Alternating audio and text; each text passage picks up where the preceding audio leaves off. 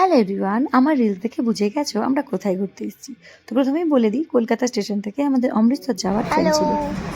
হ্যাঁ বলো। আমরা কোথায় যাব, কোন ট্রেনে যাব একটু ডিটেলস বলো। ওই ইয়েটায় তোমার 7:40 রয়েছে, ওই অকাল তখ্ত এক্সপ্রেসটা রয়েছে কলকাতা স্টেশন থেকে। আর যাবো হচ্ছে অমৃতসর। বুঝতেই পারছো, যেহেতু সকালেই ট্রেনে উঠেছিলাম সেই জন্য ট্রেনে উঠেই আমাদের ব্রেকফাস্ট, লাঞ্চ সমস্ত কিছু একের পর অর্ডার দিতে হয়েছিল। আর বিশেষ কিছু দিলাম না, কারণ তোমরা সবটাই দেখেছো আমার আম্বালা স্টেশন থেকে আমাদের লাঞ্চ এসেছিল।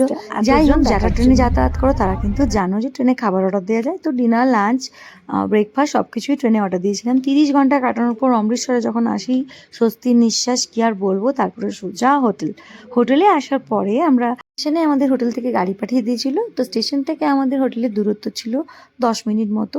তো রাস্তায় জ্যাম থাকার কারণে একটু লেট হয়ে গেছিলো, তাই খুবই ক্লান্ত। তাই প্রথমেই চলে এসেছিলাম একদম টেরিসে। আমাদের টেরিসেই ছিল রুমটা। তো সবার আগে টেরিসটা একটু দেখিয়ে নিই, কারণ টেরিস থেকে দেখা যাচ্ছিল গোল্ডেন টেম্পলের একদম ওপরটা। তো আমার কাছে ফার্স্ট টাইম, আমার ভীষণ এক্সাইটিং লাগছিল, তাই আগে ওটা দেখে নিয়ে তারপর চলে আসলাম রুমে। রুম ট্যুর একটু করিয়ে দিই। রুমটা ছিল খুব ছোট, আমাদের দুজনের যেহেতু, তাই জন্য ভাবলাম বেশি বড় রুম নিয়ে লাভ নেই, লাগেজ ছিল অনেক।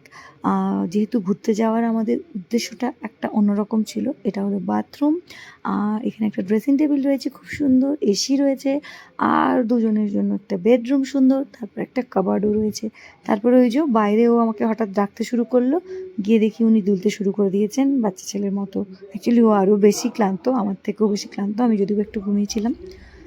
যাই হোক, তারপরে দুজনে স্নান করে রেডি হয়ে ফ্রেশ হয়ে রাত্রেবেলায় বেরিয়ে গেলাম গোল্ডেন টেম্পল। ওখানে তো ভিডিও করা অ্যালাউ নেই।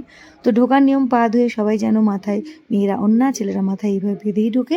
এইভাবে আমরা লাকিলি সেদিনই মন্দিরের একটু ফাঁকা থাকার কারণে আমরা কিন্তু সেদিনই ঢুকে গিয়েছিলাম। এই হলো দূর থেকে মন্দিরটা। আমি তো এখানে বসে লাইভও করেছি, তোমরা কি বলবো সেটা ভেবে পাচ্ছি না, শুধু বসে বসে অনুভব করার মতনই।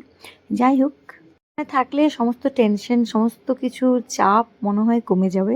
এখানে কিন্তু সবাই জলদান করে, আমরা এখান থেকে নিয়েও ছিলাম সেটা। প্রসাদটা তো অদ্ভুত সুন্দর খেতে।